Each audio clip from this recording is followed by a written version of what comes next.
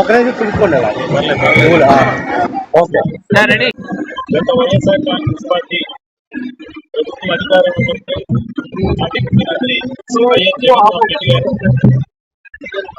Doctor కావాలనుకునే పేదవాడి కళ్ళ విజయం చేయాలి. తమ బిడ్డలు డాక్టర్ కావాలనుకునే పేద విద్యార్థుల యొక్క తల్లిదండ్రులు ఆ కుటుంబాలు ఆనందాలు తీసుకురావాలి.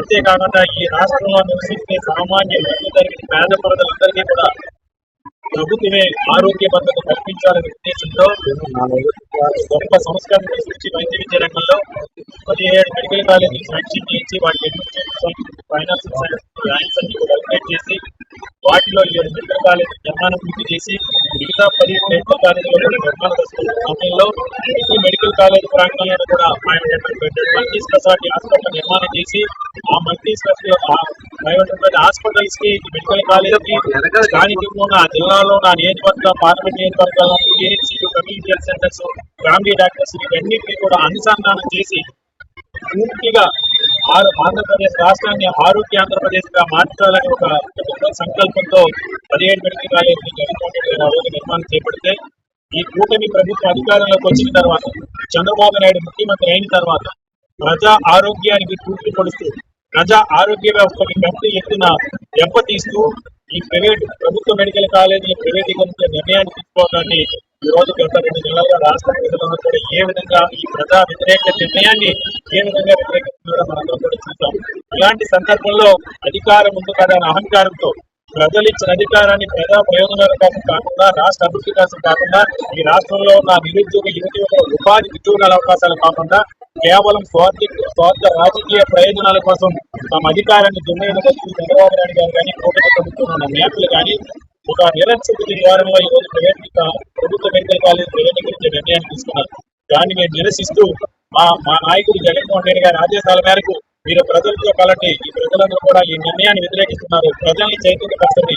ఈ ప్రజా పండగ ప్రభుత్వం దిగి వచ్చి ప్రభుత్వ మెడికల్ కాలేజీలు హాస్పిటల్స్ ప్రభుత్వ రంగంలో కొనసాగే వరకు కూడా మీరు పోరాటం చేయండి జగన్మోహన్ రెడ్డి గారు ఆదేశించడం జరిగింది.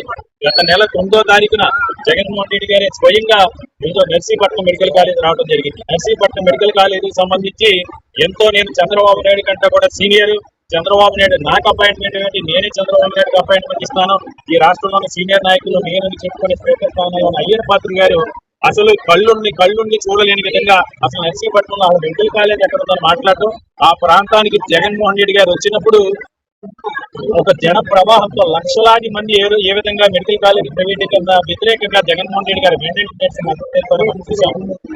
కాబట్టి ఈ సందర్భంగా మీడియా మిత్రుల ద్వారా ఈ ప్రభుత్వ పెద్దలు ఒకటే డిమాండ్ చేస్తున్నాం. ఇప్పటికైనా ప్రజలు మీ మాటలు నమ్మి మీ మోసపూరిత హామీలు నమ్మి మోసపోయి ఓటు తీసి మిమ్మల్ని గెలిపించారు. ఎలాగో సూపర్ 6 సూపర్ 7 మీకు చేత కాదు, మీరు అమలు చేయలేరు. ప్రజా సంక్షేమం అనేది మీకు తెలియదు. కాబట్టి ఇలాంటి పేదవాడికి అందని ద్రాక్షగా ఉన్న వైద్య విద్య విషయంలో అయినా సరే మీరు పేదవాడి మీద కొంత ప్రేమతో మధ్యతరగతి ప్రజలు కూడా విద్యావంతులు అవ్వాలి, వారు ఉన్నత స్థితిలోకి రావాలనే ఆలోచన ఉంటే ఈ ప్రభుత్వ మెడికల్ కాలేజీ ప్రైవేటీకరణ నిర్ణయాన్ని వెంటనే తీసుకోవాలని డిమాండ్ చేస్తున్నాం. అందులో భాగంగా కోటి సంతకాలు 175 నియోజకవర్గాలను కూడా కోటి సంతకాల కార్యక్రమాన్ని గత నెల 15వ తారీఖున ప్రారంభించడం జరిగింది. దానికి సంబంధించి ఈరోజు కోటి కాదు 2 కోట్ల మంది ప్రజలు ఈరోజు స్వచ్ఛందంగా వచ్చి మెడికల్ కాలేజీలు ప్రైవేటీకరణ నిర్ణయానికి వ్యతిరేకంగా సంతకాలు చేస్తున్నారు. మరింత ప్రజల్ని చైతన్యపరచాలి. ఈ సమస్య పైన ఇది ప్రైవేటీకరణ జరిగితే ఆంధ్రప్రదేశ్ రాష్ట్ర భవిష్యత్తు ఏమవుతుంది, ఆంధ్రప్రదేశ్ రాష్ట్రంలో నివసించే పేద ప్రజల ఆరోగ్యానికి సంబంధించి ఎలాంటి అభద్రత పరిస్థితులు నెలకొంటాయి. కాబట్టి భవిష్యత్తు దృష్టిలో పెట్టుకుని మరింత ప్రజల చైతన్యపరచాలని ఈ రోజు 175 నియోజకవర్గాలను కూడా వైఎస్ఆర్ కాంగ్రెస్ పార్టీ ప్రజలు, మేధావులు, విద్యార్థులు, ప్రజాప్రతినిధులు అందరూ కలిసి ర్యాలీ నిర్వహించడం జరిగింది. అందులో భాగంగా ఈ రోజు విశాఖపట్నం జిల్లాలో విశాఖపట్నం నిర్వహిస్తున్న ఈ ర్యాలీలో పాల్గొన్న ప్రతి ఒక్కరికి ధన్యవాదాలు తెలియజేస్తూ ఈ ర్యాలీలో పాల్గొన్న మా పార్లమెంట్ అభ్యర్థి మాజీ శాసనసభ్యులు గదిరి బాబురావు గారికి, అదేవిధంగా సీనియర్ నాయకులు, మాజీ పార్లమెంట్ సభ్యులు, శాసనమండలి సభ్యులు సోదరులు శ్రీ పండుగ రవీంద్ర బాబు గారికి, సీనియర్ నాయకులు మన రొంగ జగన్నాథన్ గారికి, అదేవిధంగా మహిళా అధ్యక్షురాలు కేడా రమణ కుమార్కి, మా కార్పొరేటర్స్ కి, నాయకులకు అందరూ కూడా ధన్యవాదాలు తెలియజేస్తూ ఇది చారిత్రాత్మక తప్పిదం. ఇది చారిత్రాత్మక చంద్రబాబు నాయుడు తీసుకున్న చారిత్రాత్మక తప్పుడు నిర్ణయం. జగన్మోహన్ రెడ్డి గారు ముఖ్యమంత్రిగా ఉన్నప్పుడు విద్యారంగంలో కానీ, వైద్య రంగంలో కానీ ఆంధ్రప్రదేశ్ రాష్ట్రం ఒక సువర్ణాధ్యాయంగా నడిచింది. పేదవాడి ఆరోగ్యానికి సంపూర్ణ భద్రత కల్పిస్తూ ఆ రోజు జగన్మోహన్ రెడ్డి గారు ఆరోగ్యశ్రీకి సంబంధించి కేవలం గత ప్రభుత్వ హయాంలో 1000 ప్రొసీజర్స్ ఉంటే 3000 ప్రొసీజర్స్ ఆరోగ్యశ్రీ కార్డు పంపించే విధంగా చట్టాన్ని తీసుకురావడంతో పాటు 25 లక్షల వరకు 25 లక్షల వైద్యం వరకు కూడా ఆరోగ్యశ్రీ కార్డు వర్తించే విధంగా చట్టాలు తీసుకురావడం జరిగింది. ఈ దేశ చరిత్రలో, స్వాతంత్ర భారతదేశ చరిత్రలో గతంలో ఏ ముఖ్యమంత్రి, ఏ నాయకుడు కూడా ఆలోచన కూడా చేయలేకపోయినా జగనన్న ఆరోగ్య సురక్ష అనే కార్యక్రమాన్ని ఏర్పాటు చేసి గ్రామాల్లో కానీ, పట్టణాల్లో కానీ, పిహెచ్సిలో కానీ, సిహెచ్సిలో కానీ డాక్టర్లందరినీ కూడా తీసుకొచ్చి ప్రజల చెంతకి వైద్యాన్ని తీసుకెళ్లి అందులో 70 రకాల ప్రజలకి వైద్య పరీక్షలు చేయించి వారికి ఉచిత వైద్యాన్ని అందించడం కాదు, ఉచిత మందులు ఇంటికే పంపించే కార్యక్రమాన్ని దేశంలో చేసింది ఒక వైఎస్ జగన్మోహన్ రెడ్డి గారు మాత్రమే. ఈ కార్యక్రమాలన్నీ కూడా కొనసాగితే జగన్మోహన్ రెడ్డి గారు ప్రజలు ఎక్కడ గుర్తు పెట్టుకుంటారో, మా అసమర్థతని ప్రజలు ఎక్కడ గుర్తిస్తారన్న ఉద్దేశంతో కేవలం రాజకీయ ప్రయోజనాల కోసం చంద్రబాబు నాయుడు అనుకున్న కొంతమంది దెబ్బేదారులు ఆర్థికంగా బలోపేతం చేయడం కోసం ఈ ప్రభుత్వ మెడికల్ కాలేజ్ ప్రైవేటీకరణ తీసుకున్న నిర్ణయాన్ని తక్షణం ఉపయోగించుకోవాలని కూడా ఈ ప్రజావిషయం కొనసాగుతుందని ఈ కూటమి నాయకులు గట్టిగా మేము హెచ్చరిస్తాం.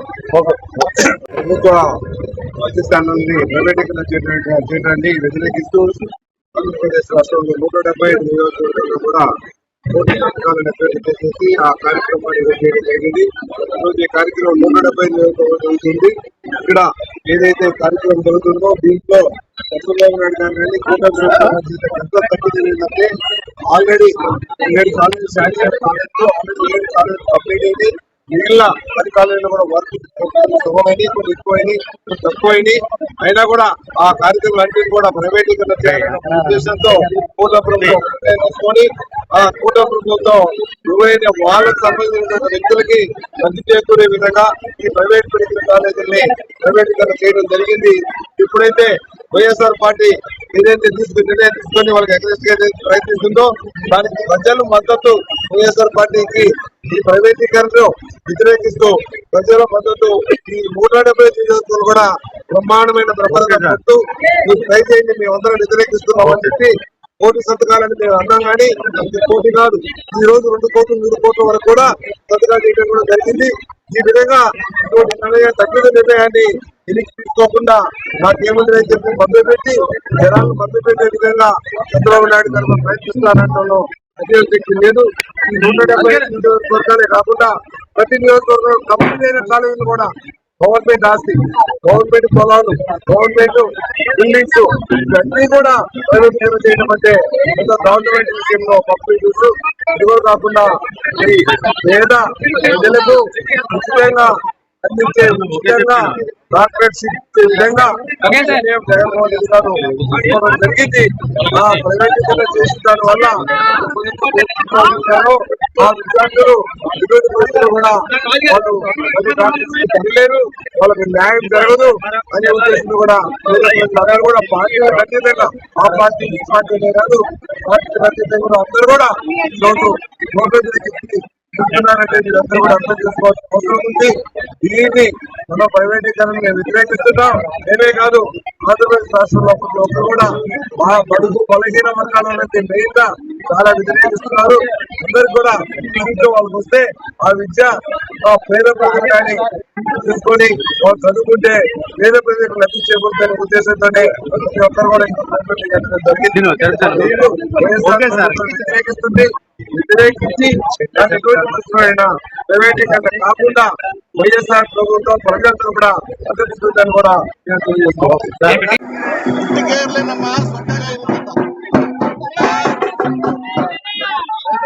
కేజీఎస్ లో అందరూ చూశారు. 12 గంటల్లో కరెంట్ పోయింది.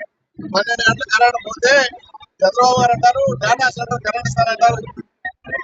ప్రైవేట్ దగ్గర ఆల్రెడీ స్టార్ట్ అయిపోయింది. కేజీఎస్ కూడా వెంటనే పబ్లిక్ కి అందుబాటులో ఉండదు. దానిలో ఫస్ట్ స్టెప్ మన కరెంట్ తీసేట్టు. అది గవర్నమెంట్ కావాలని తీసేసింది. ఏ కేజీహెచ్ కానీ మన దగ్గర లేకుండా పోతే పేద ప్రజల సంగతి ఏంటి? రాష్ట్రం అంతా పేద ప్రజలు ఎక్కడికి వెళ్తారు? డబ్బులు లేవు. కేవలం నిరుత్సాహంగా దేవుడి మీద భారం పెట్టి ఉంటారు అంతే తప్ప మళ్ళీ జగన్మోహన్ రెడ్డి గారు వస్తే తప్ప ఈ పేదల దిక్కు లేదని మీ అందరి మీ ప్రజల్లో చెప్తున్నారు.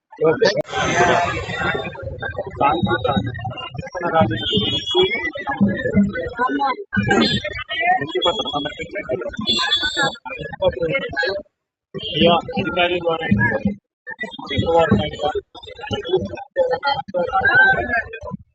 అధికారాన్ని స్వార్థపై స్వార్థపూర్త రాజకీయ రాష్ట్రాన్ని పరిపాలించే అసమర్థతతో మళ్లీ భవిష్యత్తు ఎత్తైన అధికారులతో ఆలోచనలో ప్రభుత్వ ఆస్తులు ప్రభుత్వ మెడికల్ కాలేజీలు కట్టబెట్టి ఆర్థికంగా బలోపేతం చేయడం కోసం తీసుకున్న ఈ ప్రజలందరూ కూడా తప్పకుండా ఎప్పటికైనా ఈ ప్రభుత్వ పెద్దలకి జ్ఞానం కలగాలి. ఎందుకంటే ప్రజలకి మ్యాండేట్ గౌరవించి ఈ రాజకీయ కాకుండా ప్రజా ఆరోగ్యాన్ని దెబ్బకొట్టకుండా ప్రజా ఆరోగ్యాన్ని ప్రభుత్వ హయాంలో జగన్మోహన్ రెడ్డి ఆధ్వర్యంలో విద్యా వైద్య రంగంలో ఉపాధి రంగాల్లో ఆంధ్రప్రదేశ్ రాష్ట్రం ఏ విధంగా ఒక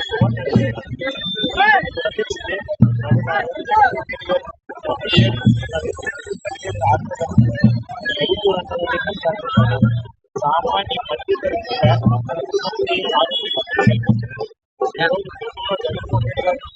ఆరోగ్య సురక్ష